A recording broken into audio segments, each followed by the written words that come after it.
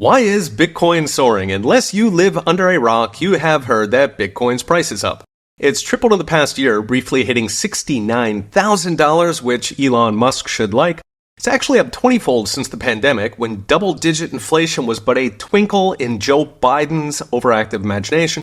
Incidentally, over that period, gold, which is the other main inflation hedge and my first monetary love, almost doubled, meaning Peter Schiff can finally afford nice shirts. So what's driving the Bitcoin frenzy? In short, ETFs, the so-called Bitcoin halving, and ongoing inflation.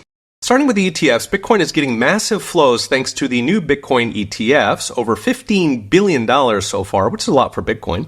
An ETF is basically a container. Think of it like owning part of a bag of treasure. So most ETFs toss stocks in the bag, or maybe real estate. Bitcoin ETFs contain Bitcoin.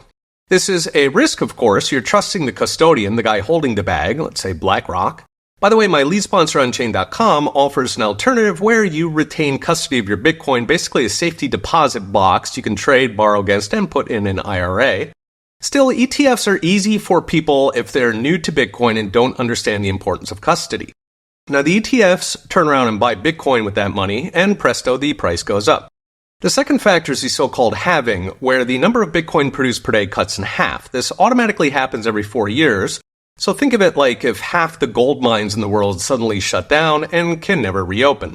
This reduces the flow of new Bitcoin, which tends to drive the price up, historically by quite a bit, so about 2 to 4 times in the past 3 halvings. So if that happens again, we could be looking at $100,000 Bitcoin. Finally, the big one, inflation. Bitcoin was created by a programmer, Satoshi Nakamoto, who was obsessed with gold's role as a money. So he modeled Bitcoin to work exactly like gold, meaning it's free from government control, it has a limited supply, and its main value is a backup money in case government money dies. This means that inflation makes Bitcoin act like gold, but a super concentrated version. So the ups are bigger, the downs are bigger. Hence these past couple years with gold doubling and Bitcoin going up 20-fold. So what's next? Brought to you by Unchained.com. Bitcoin goes up a lot, it goes down a lot, but the fundamental value is what degree it will replace paper money when that day comes. The other contender obviously being gold. Now, gold has a long track record. On the other hand, it's also easy for governments to seize, at least on the scale to run a gold-backed money. So FDR did it in 1933, it will happen again. Bitcoin, on the other hand, cannot be seized, and you can basically email it.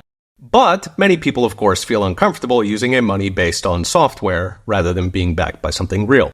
Still, if you think paper money will die, you might want to own some of both. Final point, if you're new to Bitcoin, go slow. Get like $20, goof around, buying, selling, trading until you understand it enough to hold through the price swings. Otherwise, guarantee you will sell at the wrong time. As for me, I generally own both because I know on a long enough timeline, every paper money dies, including this one. Read the full article, charts and all, at profsange.com. Okay, we'll be watching. See you next time.